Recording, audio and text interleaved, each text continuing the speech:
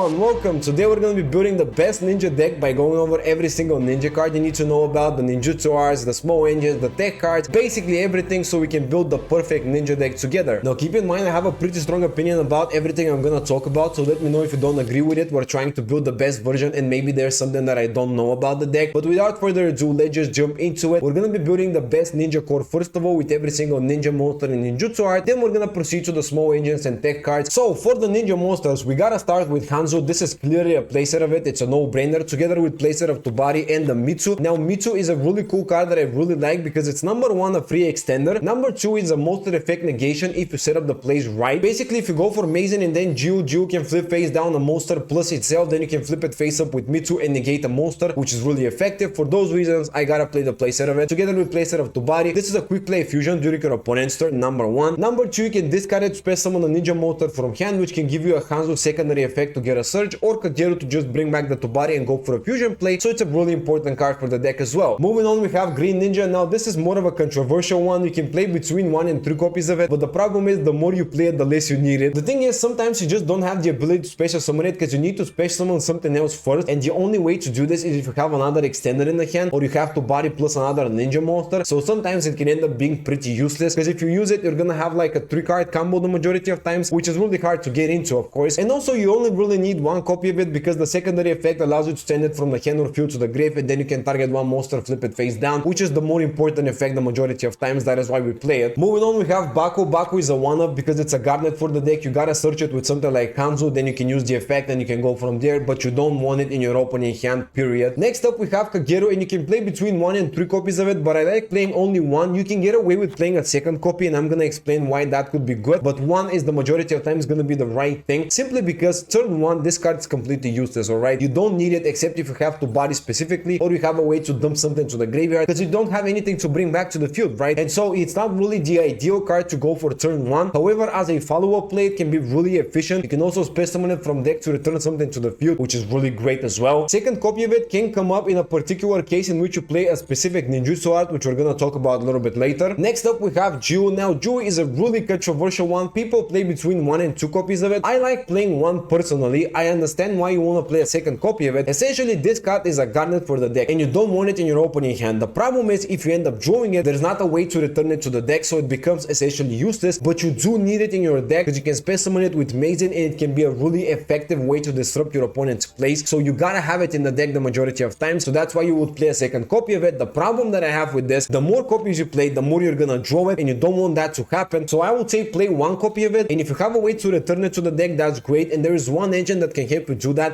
which is the Illusion of Chaos and the Magician's Souls engine. But essentially 1 copy is the best way you can do it, so you have the best opening hand. The problem is if you end up drawing it, it's just horrible. Now moving on, we have some of the more interesting choices. Now the only way you would play more copies of Green Ninja is if you play something like Twilight Ninja Jogen. I've played this card once in my video and it ended up being pretty decent because you can special summon it for free if you review on ninjutsu art, which can be helpful because you get a free special summon. Paired with Green Ninja, you get another free special summon and it gets you just more bodies to work with. The problem I have with Jogen is that 1 card extender is really not enough in this age of Yu-Gi-Oh! But if you want to play Jogen, you can play playset of it together with 2 or 3 copies Green Ninja, and it can be pretty effective to get the most amount of special summons available. But you gotta play more ninjutsu arts as well with the Jogen because you do need to reveal a ninjutsu art card. So yeah, sometimes it can be really useful, sometimes it can be really crappy, to be honest. Now let's go over some of the more unique options. We have first of all Upstart Golden Ninja. This is good with the Toy Box engine. If you watch my previous video, you're gonna learn how to play this, but essentially you play Toy Box, and with the Toy Soldier you get to Surgy Upstart Golden Ninja, and you can discard a trap special summon Hanzo from deck, which can be really good because you get access to Hanzo more often. With the Toy Box engine, this card becomes really useful. Without it, it's kind of like a little bit useless in my opinion. Also, one thing I gotta mention, this makes you go -1, which is not ideal, you know. If you don't play the Toy Box engine, this card is really not that useful in my opinion. This is not gonna be part of the best ninja core because it's more of a situational card. Right now we're gonna talk about the Nazuki, and Nazuki, dude, some people play this, however I don't know why. To be honest, this card doesn't seem that great in my opinion. I don't understand why people would play this. So one thing I want to say, this is the only card I don't know why people play in the ninja deck. Let me know in the comments below about this because I'm really intrigued, but I just don't find much of a reason to play this. I don't think it's that useful, so I'm gonna cut it. And the last card I want to talk about is Twilight Ninja Getsuga. This is nice because you can tribute summon it, then you can bring back 2 monsters to the field. It's not that great to be honest, but it's still interesting because if you find a way to spare summon a ninja monster for free, for example, as a I said, if you play Jogen specifically with the Green Ninja, you can essentially get access to more free special summons, which makes the Twilight Ninja Gitsuga a little more useful, right? So maybe there's a world in which you can try it out. By the way, let me know in the comments below if someone has tried this card out and it proved to be kind of good, but I just wanted to mention it because it seems interesting. And yeah, I think this is it for the Ninja monsters. We're gonna move on now to the Ninjutsu arts. Clearly, you gotta play the trap cards. We have one duplication. Now you can play between 1 and 2 copies of it. Sometimes people play 2 copies of it. In OCG, I've seen people playing 2 copies of duplication. And in my opinion, this is in fact the better Ninjutsu art card because it allows you to tribute literally one Hanzo, and you can space summon from the deck to body, and the Green Ninja. Then you can activate to body fusion summon, trigger the effect of Yaguramaru, trigger the effect of Green Ninja, or you can go for Mason as well and get to the field another Ninja monster, go from there. It has a lot of capabilities with just a 1-card combo Hanzo. So that's why I think that duplication is really important, but only as a 1 or 2 of. The majority of people play it as a 1 of, me included, so I'm gonna leave it at 1, but consider this being a really good card you gotta play in your deck. The other good Ninjutsu art is Dancing Leaves. You can play between 2 and 3 copies of it. There are versions in which 3 copies seem to be useful. However, I think that 2 copies is just the best, smallest core for the deck, so you can play more non-engine if you want. The idea is that you space summon a Ninja monster from deck, but you can also return a Ninjutsu art continuous spell or trap back to your hand, meaning you can reset your duplication, for example, or even reset the Dancing Leaves. That's why Dancing Leaves is a really efficient card if you play more trap cards, especially if you play more copies of duplication. You gotta play the 2 and 3 or the 1 and 3 or the 1 and 2, but we're gonna leave it like this for the smallest and most compact core possible, but you can definitely include more things, you know. Now for the Ninjutsu spell cards, we have some very interesting ones. First of all, we have Iron Digger. This is a definitive 1 of. You can technically include another one because this is essentially a free extender you can use every now and then, but you don't really need it that badly. Maybe if you want to play the ultimate great insect, you could add a second copy of it, but you can recycle it, so it's not the end of the world if you only have one. This card is wonderful because it turns your monsters into ninjas. You can go for Borrow Sword OTK, you can use it to summon ultimate great insect. You have a lot of different options. Then we have the Ninjutsu art Notebook of Mystery, and oh my god, this card is a card that I absolutely love and hate at the same time, guys. This card I played as a 3 of, and most people, if not all of them, play this as a 3 of. And I'm gonna tell you right now, if you want to play the most generic version, just add 3 copies, that's it. However, I